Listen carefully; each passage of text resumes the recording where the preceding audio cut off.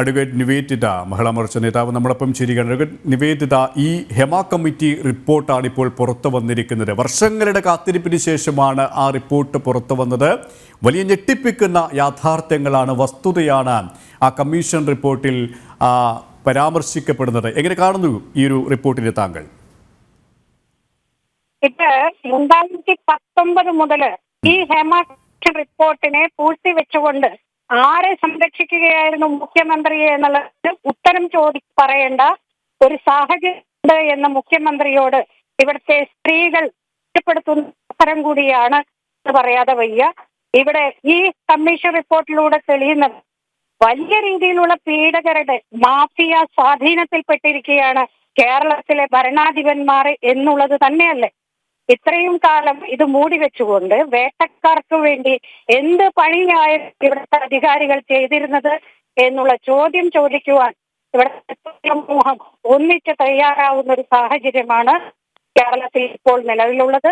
അതുകൊണ്ട് തന്നെ വരും കാലങ്ങളിൽ ഇത്തരത്തിലുള്ള ചൂഷകർക്ക് വേണ്ടി വിടുപണി ചെയ്യുന്ന മുഖ്യമന്ത്രിക്കും അതുപോലെ തന്നെ അദ്ദേഹത്തിന്റെ, അതായത് ഒരു അധികാര കേന്ദ്രത്തിൽ ഇരിക്കുന്നവർ, ഒരു അധികാര കേന്ദ്രത്തിൽ ഇരിക്കുന്നവർ കൃത്യമായി ഇടപെടേണ്ട സമയം അതായിരുന്നു അതിക്രമിച്ചു കഴിഞ്ഞത്. സാംസ്കാരിക വകുപ്പ് മന്ത്രിയായാലും മുഖ്യമന്ത്രിയായി കഴിഞ്ഞാലും ആ സമയത്ത് ഒരു ഇടപെടലും നടത്തിയിട്ടില്ല. ഇപ്പോൾ ഈ റിപ്പോർട്ട് പുറത്തു വരുമ്പോൾ എന്തൊക്കെ നടപടികൾ സ്വീകരിക്കുന്നതടക്കമുള്ള കാര്യങ്ങൾ കമ്മീഷൻ പരാമർശിക്കുമ്പോൾ ഇതിന്മേൽ ഒരു തുടർ നടപടികളും സ്വാഭാവികമായും ഈ മന്ത്രിസഭയിൽ നിന്നും നമുക്ക് പ്രതീക്ഷിക്കേണ്ടതില്ല അല്ലേ?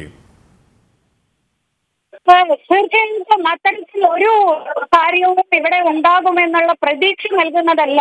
ഈ സംഭവങ്ങളൊക്കെ കമ്മീഷൻ റിപ്പോർട്ടിൽ ഇത്രയും വ്യക്തമായിട്ട് ഗുരുതരമായിട്ടുള്ള കാര്യങ്ങൾ അവിടെ നടക്കുന്നു.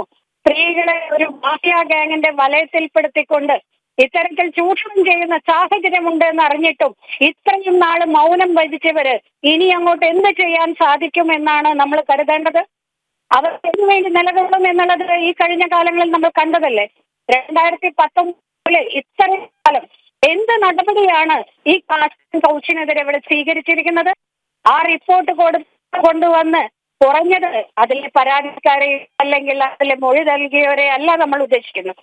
അത്തരത്തിലുള്ള കാര്യങ്ങളൊക്കെ അവിടെ നിൽക്കട്ടെ, അത് പരാമർശിക്കേണ്ട കാര്യം നമുക്കില്ല. അത്തരം കാര്യങ്ങൾ പുറത്തു വിടേണ്ടതുമില്ല. പക്ഷേ അവിടെ വേട്ടക്കാരായി നിന്നിരുന്നവർ അല്ലെങ്കിൽ ഇപ്പോഴും വേട്ടക്കാരായി തുടരുന്നവർ, അവർക്ക് നേരെ എന്ത് നടപടിയാണ് ഇവർ സ്വീകരിച്ചിട്ടുള്ളത്? ഈ കാസ്റ്റിംഗ് കൗച്ചിനെ നിയന്ത്രിക്കാൻ വേണ്ടി എന്ത് നടപടിയാണ് സ്വീകരിച്ചിട്ടുള്ളത് എന്ന് വ്യക്തമാക്കാൻ ഇവർ തയ്യാറാകണം. അത് തന്നെയാണ് പ്രധാന ചോദ്യം. ആ ഒരു ഇടപെടൽ അവരുടെ ഭാഗത്തിനും ഉണ്ടാകുമോ എന്നാണ് നമ്മൾ കണ്ടറിയേണ്ടത്. വളരെയധികം നന്ദി അഡ്വക്കേറ്റ് നിവേദിത, ഈ ഒരു സമയം ഞങ്ങളോട് സഹകരിച്ചതിന്.